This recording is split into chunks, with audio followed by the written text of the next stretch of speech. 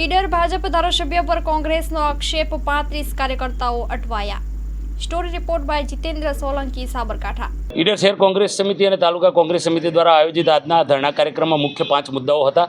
એમાં ઈડર વિસ્તારના ધારાસભ્ય શ્રી બનાવટી ખેડૂત ખાતેદાર બની અને પાલેજ અને દાવડમાં જમીન ખરીદી છે એની સામે તપાસ કરી અને કાર્યવાહી કરવાનો મુદ્દો હતો, જે અગાઉ અમે ધરણા કર્યા હતા અને આવેદનપત્ર પણ આપ્યું હતું। બીજો મુદ્દો ટ્રાફિકની સમસ્યામાંથી મુક્તિ આપવાનું ભારતીય જનતા પાર્ટીના લોકોએ વચન આપ્યું છે, આજ સુધી ટ્રાફિકમાંથી મુક્તિ મળી નથી।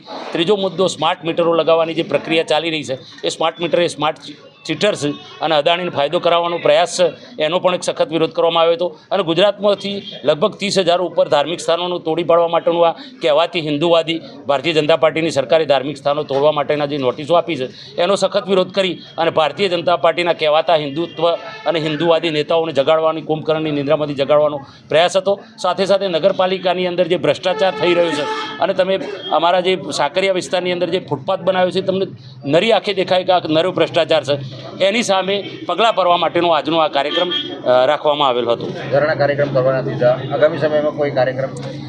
જો આ અત્યારે ભારતીય જનતા પાર્ટીની સરકાર સરમુખત્યારશાહી તરફનું વલણ અપનાવી રહી છે। આ દેશમાંથી અભિવ્યક્તિની આઝાદી ખતમ થતી હોય અને ધીરે ધીરે દેશ સરમુખત્યારશાહી તરફ જતો હોય એવી પ્રતીતિ થઈ રહી છે। મંજૂરી આપે ના આપે એ પછીની વાત છે। કોંગ્રેસ પાર્ટી આ દેશમાંથી અંગ્રેજોને ભગાડી મૂકેલા અને આ દેશને અંગ્રેજોની ગુલામીમાંથી મુક્ત કરાવ્યા, એટલે મંજૂરી મળવી ના મળવી એ કોઈ બહુ મહત્ત્વની વસ્તુ નથી। મંજૂરી મળે કે ન મળે, આગામી દિવસોમાં કાર્યક્રમો આપવામાં જ આવશે અને જો સુધી આ એમના ઉપર પગલાં નહીં લેવાય ત્યાં સુધી કોંગ્રેસ પાર્ટી કાર્યક્રમો કરશે। આજરોજ 19મી તારીખે કોંગ્રેસ પ્રદેશ સમિતિએ આદેશ કરેલો કે ભાઈ ઈડરના ધારાસભ્ય ખોટા ખેડૂત ખાતેદાર બન્યા છે, એમના માટે કોઈ કાર્યવાહી થતી નથી। અહીંયા ઈડરના એક સ્થાનિક ડૉક્ટર ખાતેદાર બનેલા, એમના ઘરેથી એમને ધર્મપત્ની અને એમને જેલમાં નાખી દીધા હતા। તો આ અનુસંધાને અમારી એ માંગ છે કે ઈડરના ધારાસભ્ય માટે કાયદેસરની કાર્યવાહી થવી જોઈએ અને એમને જેલમાં નાખવા જોઈએ આગામી સમયમાં કાર્યક્રમ અથવા રાજીનામું આપવું જોઈએ, અને રાજીનામું ના આપે તો આગળના કાર્યક્રમમાં અમે ભૂખ હડતાલ પર ઉતરશું। વિસ્તારની અંદર પાવર બ્લોકનું કામ કરવામાં આવ્યું હતું। એ સમગ્ર કામ એટલું મતલબ ઢંગઢાળા વગરનું કરવામાં આવેલું છે કે એ જાણે ફૂટપાથ બનાવ્યું છે કે રોડ પહોળો કર્યો છે તે જ ખબર નથી પડતી। એના માટે અમે લોકોએ પ્રાદેશિક કમિશનરશ્રી તમામ જગ્યાએ આની લેખિતમાં રજૂઆત કરેલી છે।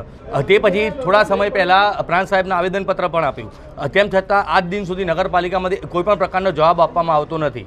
અને છેલ્લા 2-2.5 વર્ષથી જે નગરપાલિકાની અંદર સત્તાધીશોનું શાસન નથી અને અત્યારે જે આપણે વહીવટદારનું શાસન ચાલી રહ્યું છે, એના અંદર સંપૂર્ણપણે ભ્રષ્ટાચાર થઈ રહ્યો એવું દેખાઈ રહ્યું છે। તમે અત્યારે જોશો તો પહેલું તો આ પાવર બ્લોકનું કામ છે, એના પછી અનેક કામ એવા કરેલા છે આ લોકોએ કે જેની જો આપણે યાદી કાઢીએ તો ખૂબ મોટી છે, પણ આની અંદર તપાસ દરેક કામની નગરપાલિકાની અંદર થવી જોઈએ। રાણી તળાવની વાત કરીએ તો થોડા સમય અગાઉ જે પેલું પાણી જે કોન્ટ્રાક્ટર દ્વારા ડાયરેક્ટ જ બહાર કાઢી દેવામાં આવ્યું હતું, જ્યારે નગરપાલિકાને પૂછવામાં આવ્યું તેમ આ બાબતનું જાણ જ નથી।